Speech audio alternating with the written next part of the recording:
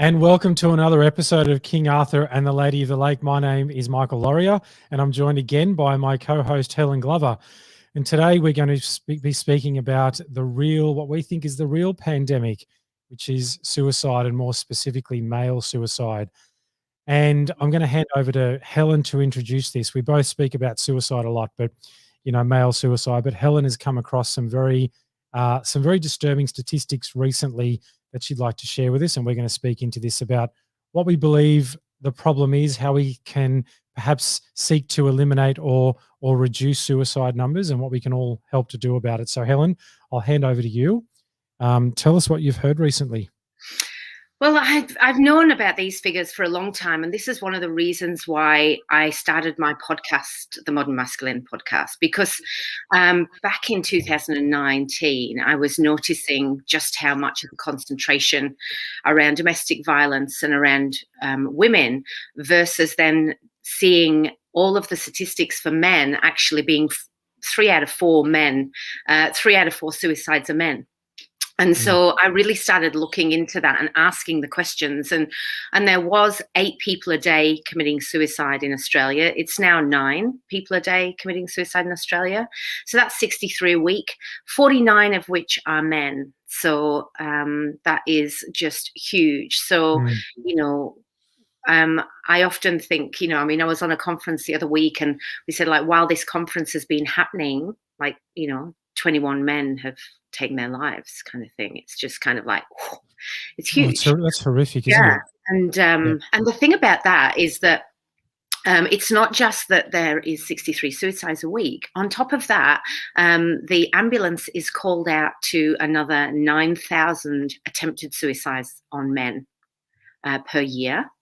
And as well as that, there's around about 16 to 17,000 people who ring to say that they are contemplating suicide. And this is all figures on men.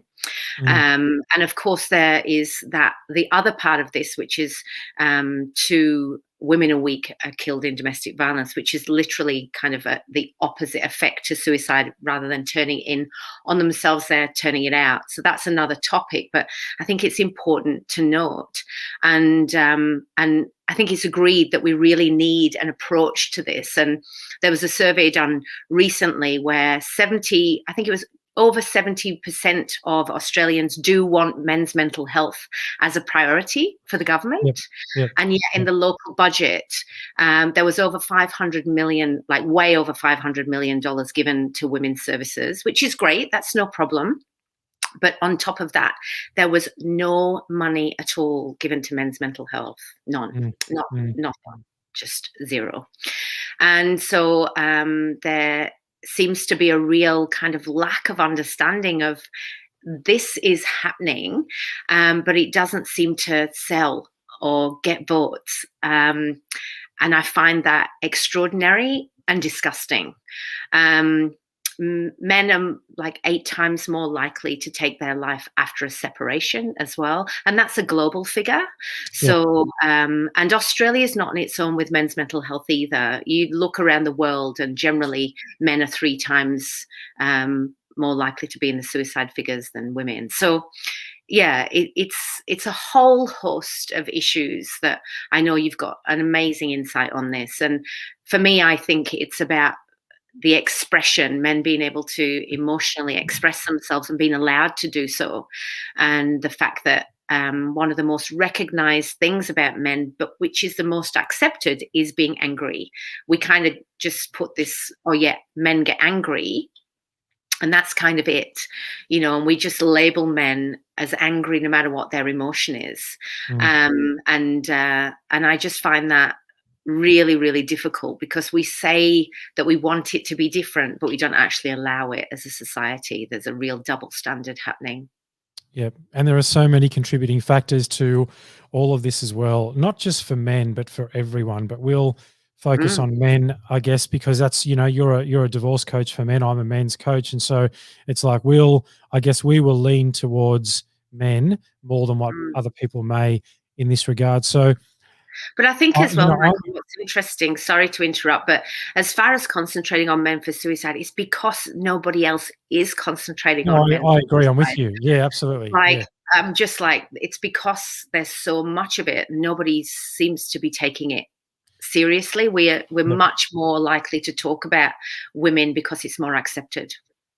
And it's a very interesting statistic. When I first started, I'm just gonna tell everybody up front that whilst I can have this discussion, it's never easy for me because I was almost one of those statistics. Many Mm, years ago, after I went through divorce and separation and didn't get to see my children for 18 months, and there was financial struggle and depression and anxiety, and I was on antidepressants and on anti-anxiety medication and sleeping pills and unemployed and almost and evicted from my rental property as well.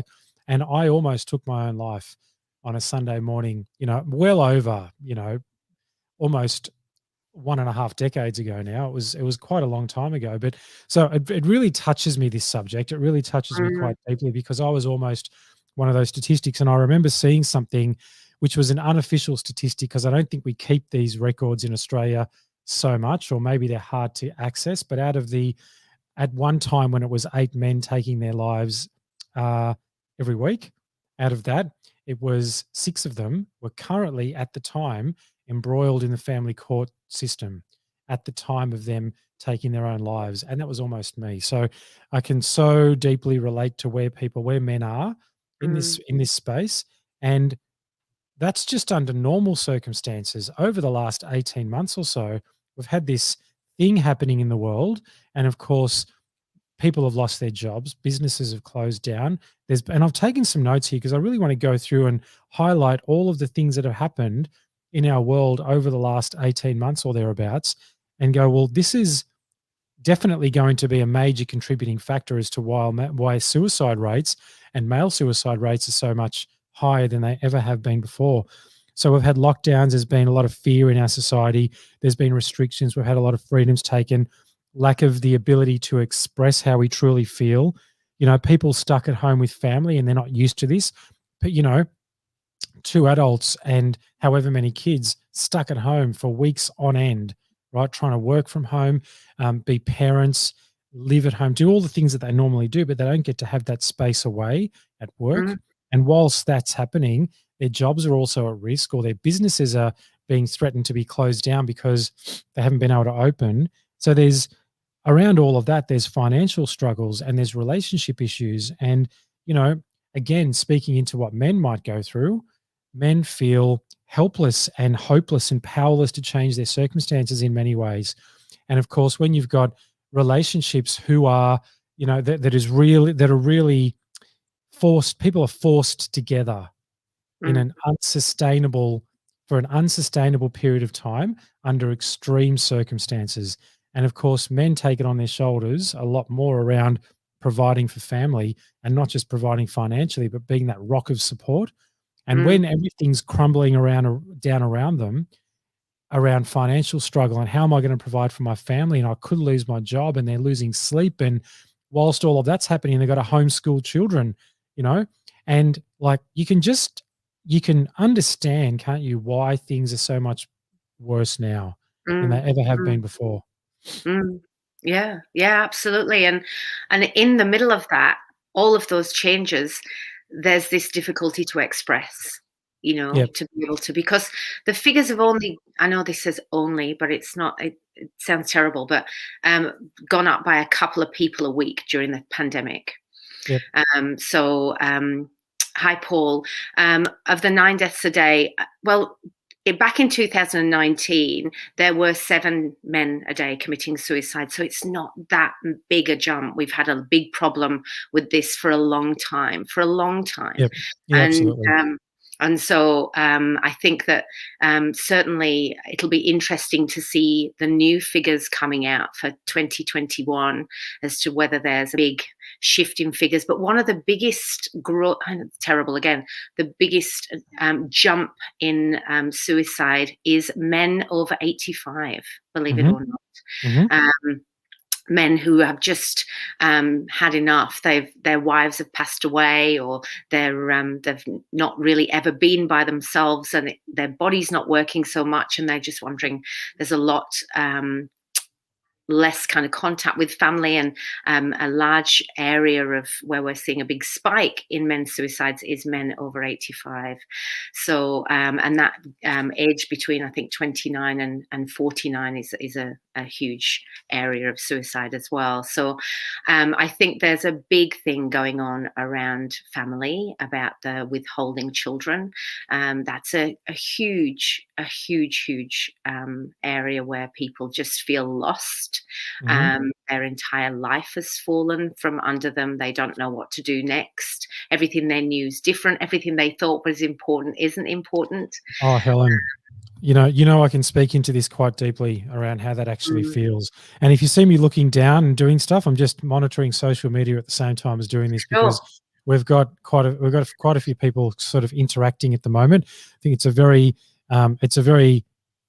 let's say, it's a very interesting topic for people to listen to and Mm, consider, because mm, not just interesting, but it's one of these things that, as you said earlier, just gets ignored out there, isn't it? mm. Yeah. Largely ignored, and men suffer in silence a lot of the time, don't feel Mm, like they have anyone to turn to and anyone who could potentially understand what they're going through. I mm, can say that I do. And whilst some people might, I guess, hear that and go, wow, poor Michael, maybe poor Michael 15 years ago, but now, as a result of those experiences, I'm able to help so many mm, men who are going through something similar, and to move through that a lot better than what mm, they might have been able to, and potentially even not take their own lives, because mm, they know that there's support out there, there's help. And mm, so there's this whole mindset around, I just feel hopeless, like there's nothing left for me to look forward to. I can't. mm, And when we look at the fact that the majority of those male suicides are men who are divorced or separated with children, like mm, that's the issue there, I think. And then when we look at the child support system, which is I won't even go into that, and the family court system, which is really geared towards, mm, you know, controversially might say, but mm, this is the case, geared mm, towards women and mothers, right? mm, And men often get left behind. And I can say that without coming across as a victim here, I certainly did. My needs weren't met in the family court system, and neither were my children's needs when it came to having access to me. And mm, so, when you go from that family environment to you're just on your own and you come home to an empty house and you've got to manage your own life, plus you're paying for another household as well, and you've got family court all the time, and you've got child support knocking at your door for more money, and there's all sorts of things happening, mm, then you do slip into overwhelm. And with mm, overwhelm comes frustration and sometimes anger, mm, and then these feelings of hopelessness and helplessness. And you go, well, what's the point? I remember thinking that at one point. What's the point? Like, this is mm, all spiraling downwards into a place that I can't manage. What is the point? mm. Yep. And what's interesting about this, which is really upsetting to me, is that we're almost breeding a coping strategy of suicide in our children. Yep. Because for all of these men that are committing suicide, they're leaving brothers, um, wives, sisters, children, daughters, Children. sons. And Yep. so sons see that as a way of coping. And so they're sons who have been brought up by the man who can't actually express his feelings and get through this. They're actually not able to get through it either. So they suppress all the feelings of their father's suicide. Mm. And then, of course, they're much, much more likely to take their own lives. I've forgotten statistics on that, but it's really high. Children of suicided parents taking their own lives. So it really does bear to see, as these figures are rising, and like we say, 7 men a day, what effect is that having then on our children coming through? Because, like I Mm. say, these aren't new figures.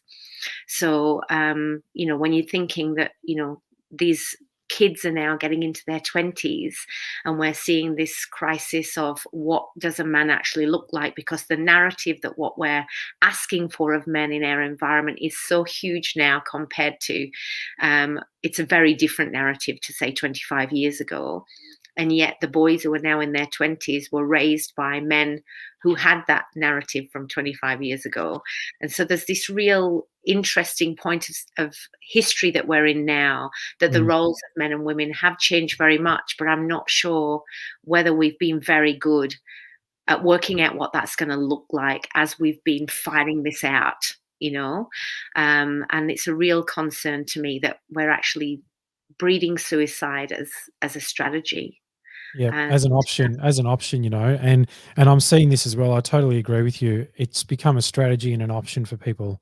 And I'll tell you what, obviously it's an option. I mean, obviously it's an option for some people, but it's one of those options that we need to learn, that need to educate people to take off the table, because because and there's a and I know you and I are going to do an episode around this at some point in the future, but that's around, like, is suicide an act of cowardice or is it an act of strength, right? And that's a separate episode, so we won't get into this mm, now. But I can say that when I was at the brink, I really felt like I was doing the best thing for my children, mm, right? mm, And so when you go, is this an option? In the moment and the mindset that a man could be in when all of this is happening around him is, in actual fact, my children could be better off without me. mm, Right, and they mm, feel like, and I know I did, that I was just gonna be doing my children a service, when mm, I've come out of that now, obviously, many, many years ago, and it's like that would have done them a disservice. That would have done them mm. such a That's disservice. right. Mm, Absolutely, mm, because mm, then what would they have struggled with all of these mm. years without me around, you know? And And so what's sorry, Michael, what's interesting as well is it's not a mental health issue. It's a loss of life issue. It's not kind of like, oh, this person has had a mental health issue. It's actually a collapse of life where there's this inability to cope with what life looks like right now. Like only 44% of men who commit suicide actually have a diagnosed mental health issue. I think there's a reason for that, though. I think that as men tumble down into the abyss, That's right. they lose the rational thinking, the cognitive ability to be able to go, things are not working out here. Maybe I should go see someone, right? And so when you say it's not a mental health issue, I think what happens is that life collapses, as you Mm, suggested, life collapses. And I think at some point they go, this is not right. Maybe I should do something about this. But then life continues to collapse and then they get into overwhelm. And mm, then cognitive ability suffers and the mm, ability to reason through things suffer. And then, of mm, course, our thinking is impaired. And then we fall into depression and anxiety. And that's when mental illness happens. mm. So it's not like mental illness and then shit falls apart and then men take their own That's lives. right. It's like, no, Mm, shit starts to fall apart and they lose the ability to cope with that because there's no real support networks around for men, really. Really, there's not. There's what I do and what you do and what other people do. But really, for a man whose life is crumbling down around him, he's lost his children, he's lost his marriage, he's struggling financially. There could be job loss, there could be feelings of insecurity, inadequacy. For him, for that man, there's not much available mm, to him mm, in that moment, and nor do many men actually reach out and ask for it as well. So we've got to also take that into account. Women are mm, more likely to reach out for help than men are. But then by the mm, time that men get to a point where they feel like it's hopeless and well, they feel helpless and hopeless, by that time, then they're going, this is an unsustainable situation and suicide feels like a real option. mm. So we've got to catch them Yeah. much earlier. We've got to And catch that's men what I much mean. It's earlier. not that obvious kind of like, oh, this guy's nuts, Yeah, like it's no, no, not, no, it's not like that at all. it's not like people say, oh, the mental health system. I'm like, but these guys aren't in the mental health system. These guys aren't in the mental health system because it doesn't feel like a thing that they need. Like most Yeah, people who are having a hard time don't just then say, I think I've got a mental health issue. Like it's kind of like, I am this. They believe the narrative of their own mind and they're never giving themselves compassion. mm, Generally, that they're struggling mentally. They are giving themselves the word of that I'm useless, I'm absolutely hopeless, I've got no power, I've got nothing left. What's the point? All of the things you said. So we have to be really encouraging people to seek help because they are feeling hopeless rather than like, mm, if you have a mental health issue, you yeah, know, people don't relate to having a mental health issue. And I I've surveyed upwards of 50 guys now around the collapse of marriage breakdown. Yep. And one of the things I asked them was, what help did you get? And there was quite a few of them where it was a revelation when somebody said to them, you should go to see your GP mate. Yep. It was like a revelation. They were like, that saved me. Going to see my GP saved me. But they were So I would told say to to go and people, see their GP.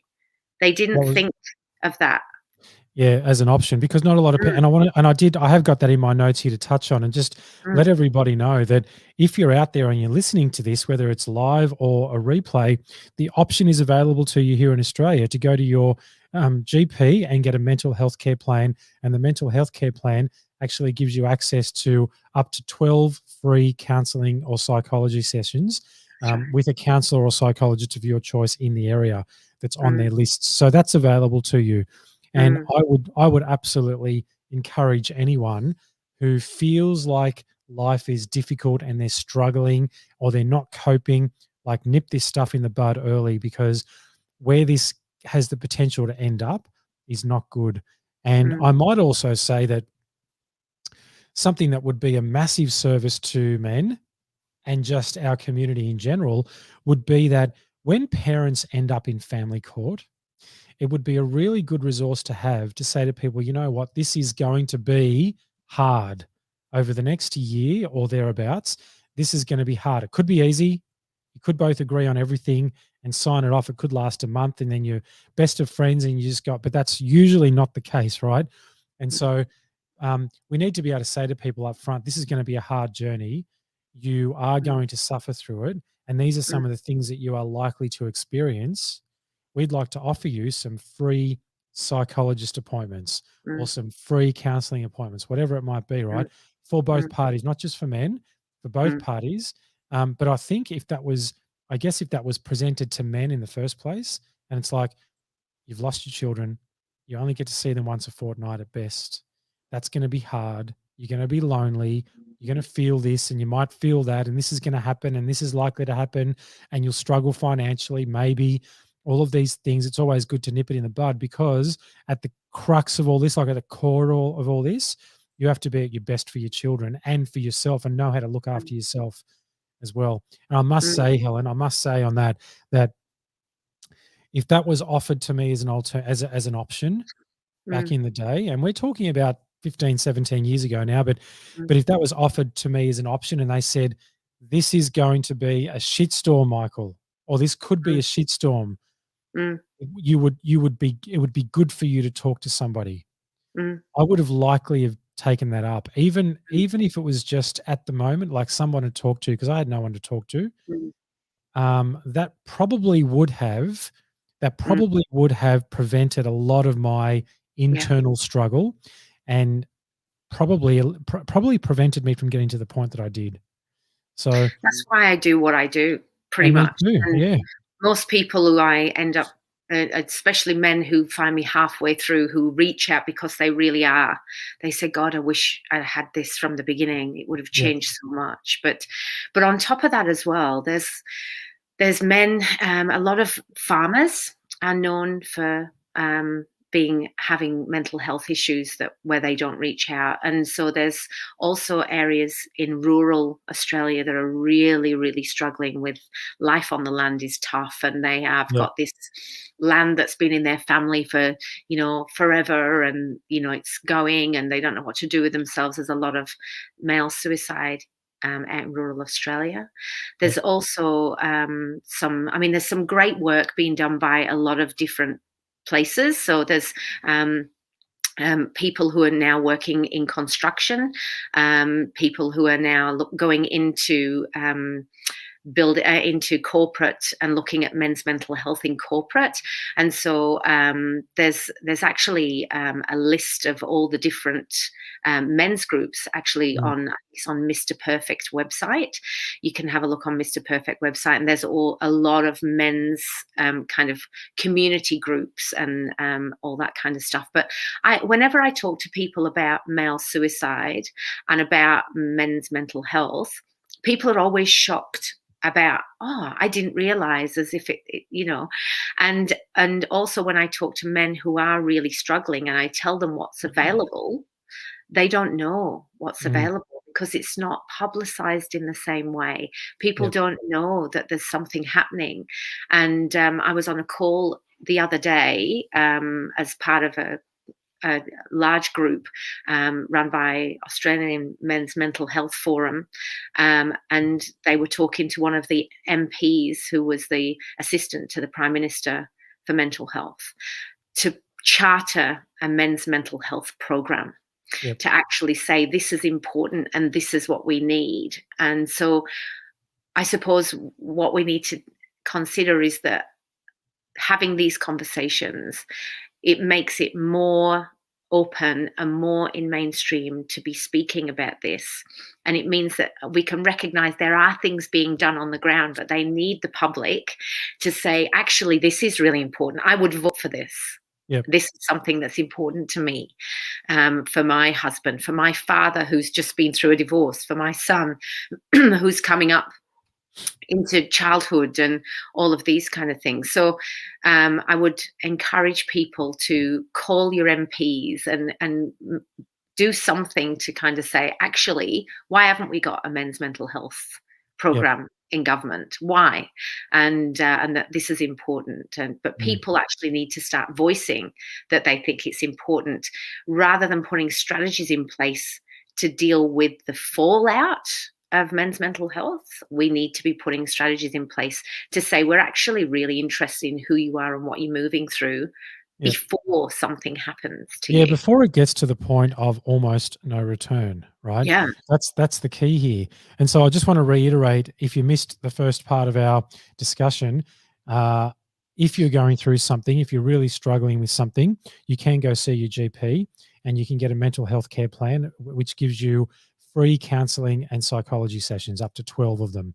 So that's an option available to you. If you're struggling out there, going through whatever it is that you're going through, this is a real option. It's something that I wish I had have done back in the day when I was struggling as well. You touched on something earlier, Helen, and that was, we have a generation of men who were taught by the previous generation of men who were really stoic and strong, and they denied their feelings and all sorts of things, right? And so now we've got this generation of men, which is my generation, right? So I'm 47, Mm, and that's pretty much my generation, anywhere between sort of, let's say somewhere between 35 and 50, we'll say, in that kind of age group, where these men have been taught to be very stoic and strong. There's nothing wrong with strength, of course, but and I'm talking about suppression stuff, not real strength. I'm talking about, you suppress your feelings, you don't mm, express your feelings, you hold it all in, you don't show any kind of weakness. And then we've got this other movement, if you like, which is what I'm really trying to promote as well with Forging Excalibur, and that is, all these things are necessary. And what we do is we express our feelings, we show our vulnerability, but then we practice courage and strength to move beyond it into something empowering. And I think there's this big shift happening in our society, in amongst men as well, to go, well, where do I fit in that mm, process? It's mm, easy to stay stuck in all of the pain and the processing of the pain, but that doesn't help either, because then you just mm, stay in this place of overwhelm. We've got to mm, teach men how to move out of that into mm, something empowering, where they can feel strong and actually be strong. And that's mm, around full expression, but not staying in that place of pain and mm, victimhood and mm, processing all the time. And I think it's in those places where men are most at risk, when they're mm, always feeling like they're struggling with something. When mm, they have some good tools, which is what I teach, good tools to move out of that, and you do as well, Helen, move out of that into mm, something that feels more empowering and feels like they've actually got some control and power over their lives, because we know mm, that we have control over the external world when we can manage ourselves, mm, right? And so this is, like, I can speak into this again, and this is where I know I struggled the most, is because I didn't feel like I had any power over my life, any power or control over how I felt or what I was experiencing. And this is, when a man gets to that point, it's like it's all over. mm, It's all over. mm, Yep. mm. Yeah. And the other thing that I've realized and really recognized in my work with men as well is that nervousness as Yep. well. in Yep. our environment now to have an internal power.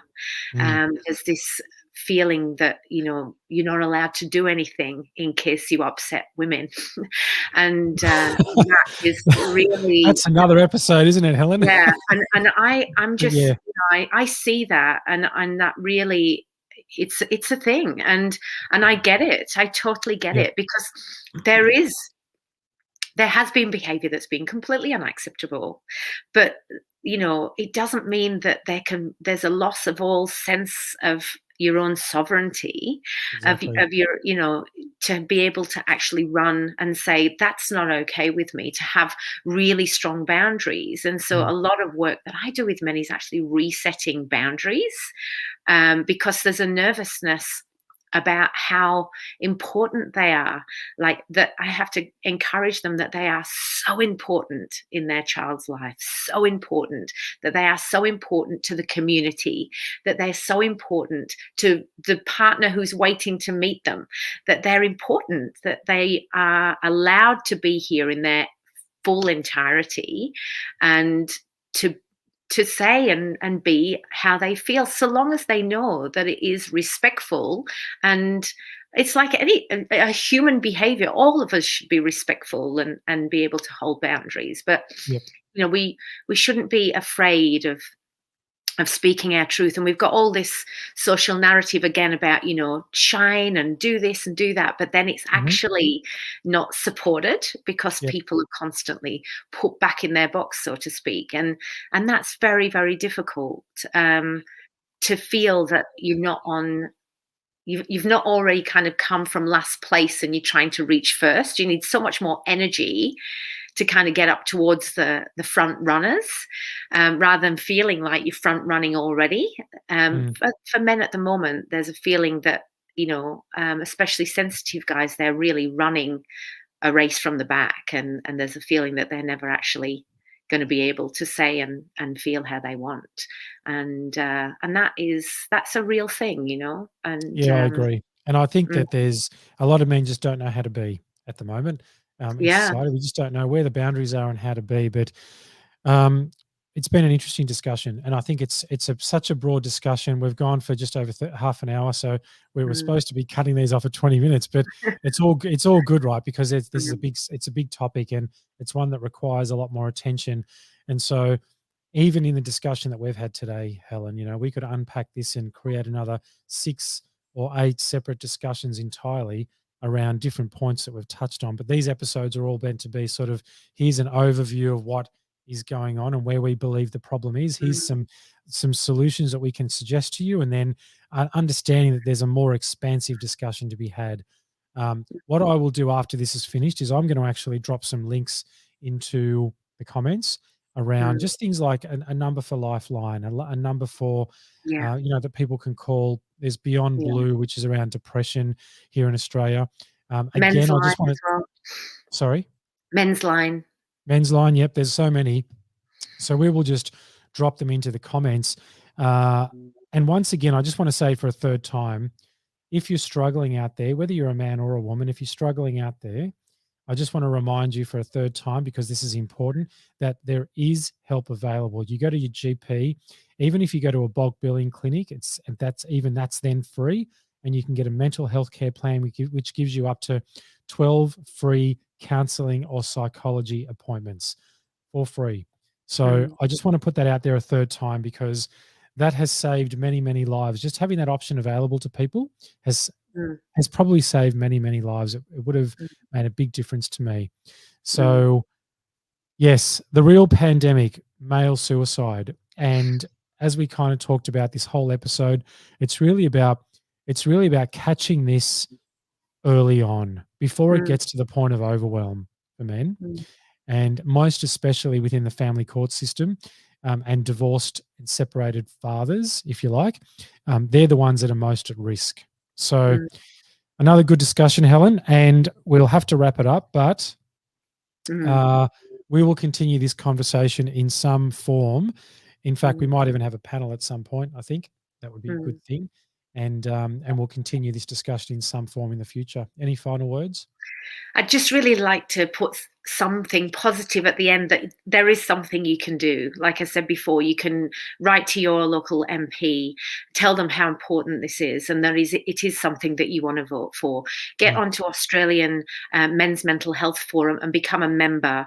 When you put money into membership there, that goes to fighting for men's mental health. There are a number of different men's groups around your neighbourhood. Find out what they are, and then if you meet a man you know who's struggling, you can direct them somewhere. Know what's available so that you can say, hey, do you know that this is available? You might know somebody who's struggling, that you might just send them a text or something about something you found out. Also, to men who are going to go to their GP, a lot of study has been done around how if men don't connect with their first psychologist or psychotherapist, they can just go back and say, well, I'm never going there again. I didn't connect. It wasn't for me.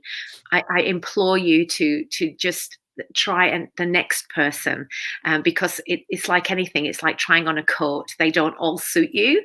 So please don't see that your first appointment with a mental health professional is it. That's not it. You can find one that really works for you. And I know that there is a group called Mantle.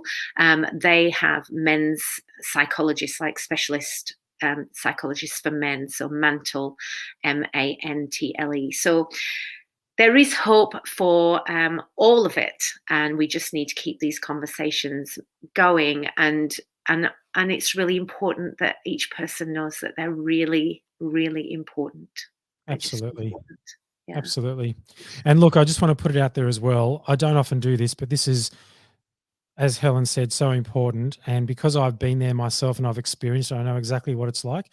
So I just want to put this call out there. I want to let everybody know that aside from being a men's coach and all the other things I do, I'm also a qualified counsellor. And so, and I just want to say that I'm an open space for anyone who is struggling. If you find me on social media and send me a message, we will connect and I will help you through whatever it is that you're going through. And I'm sure Helen's an open space for that as well. So thank you so much, everyone, for watching today. And we will continue this discussion in some form in the future. Thanks again, Helen. Thanks, Michael. See everyone.